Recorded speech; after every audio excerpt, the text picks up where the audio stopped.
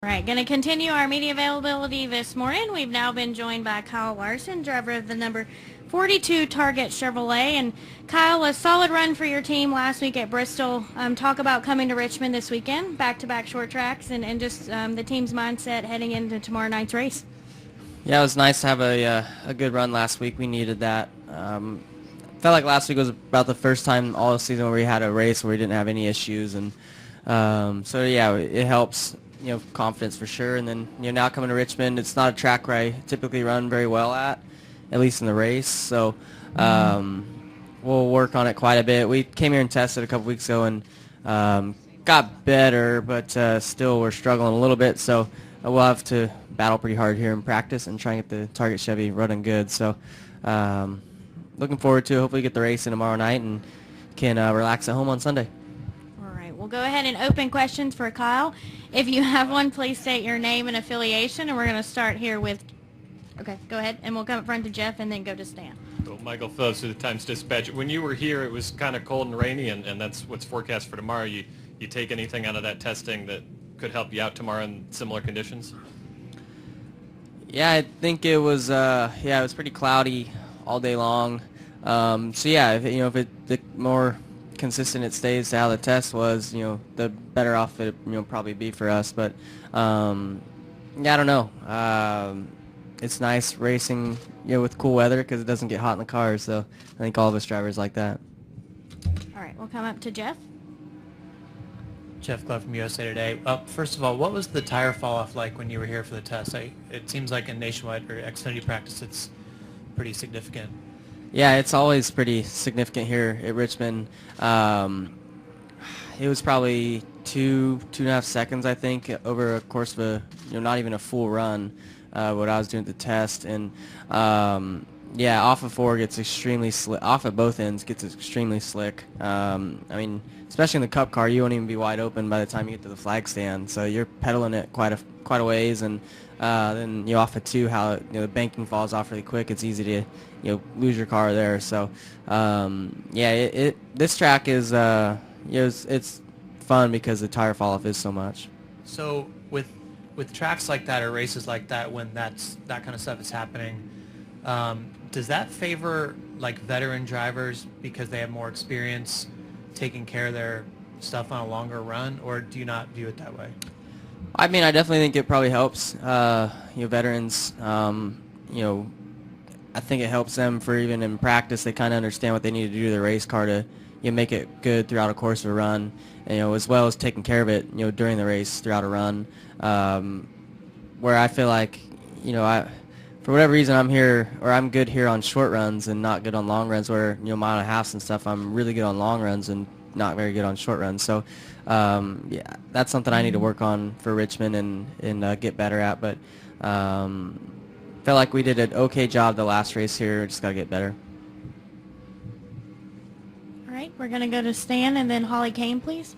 Stan Creekmore with RPMTonight.com. Kind of along that same basis.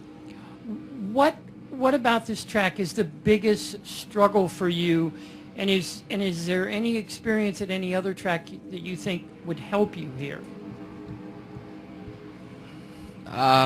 I mean, there's a lot of stuff I struggle at, but probably committing to one line or figuring out a line that works for me.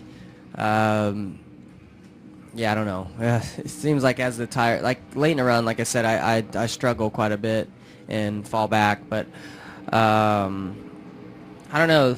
I guess Phoenix or something would be the closest, most similar track to Richmond that we go to. Braking into turn one here is really tough because you're turning and braking, and it's easy to get loose into turn one and turn three. Yes, there's just this track's pretty simple looking, from your guys' seat, but behind the wheel, it's really tough, at least for me, anyways. Holly, go ahead. Hey, Holly Kane, NASCAR.com. Kyle, last year you did start on the front row here. Didn't didn't exactly turn out the way you wanted on the first lap, I know. But this is a place where drivers have gotten a lot of first-time wins. Tony, Casey, both got their first wins. What is it about this track that you think perhaps lends that to that? And does that give you any more confidence? You also come from a similar background. Both of those guys did. Yeah, I don't know what it is about this place where produces first-time winners, especially first-time sprint car winners.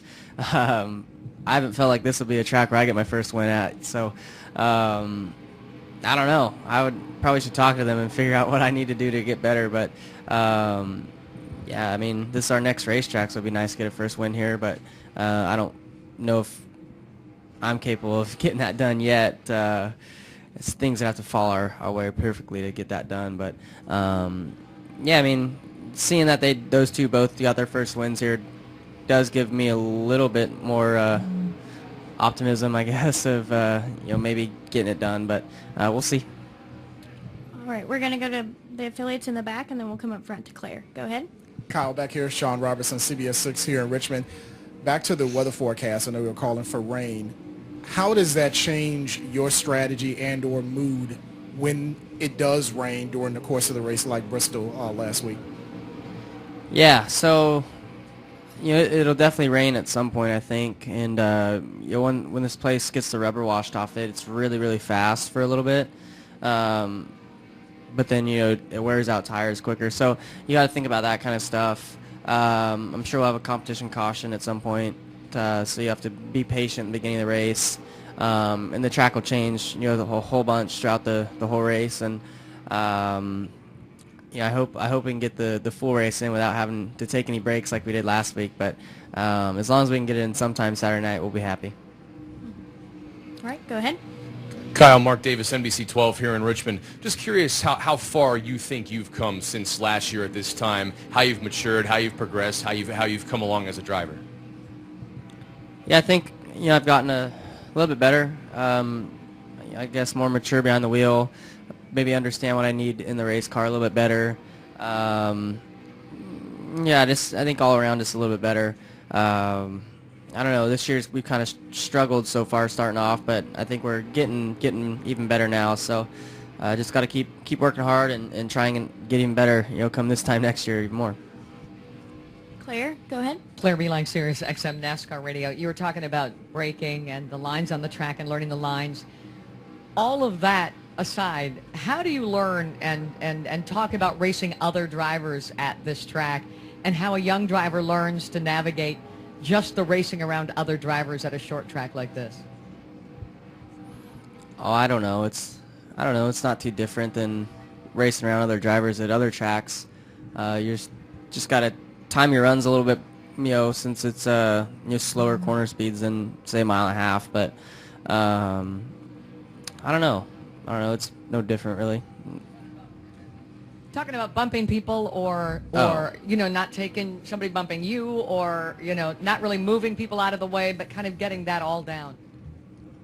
I don't know. I don't know. You don't bump, or at least I haven't bumped or gotten bumped around here much yet. So, and I don't feel like you see many people do it a whole lot.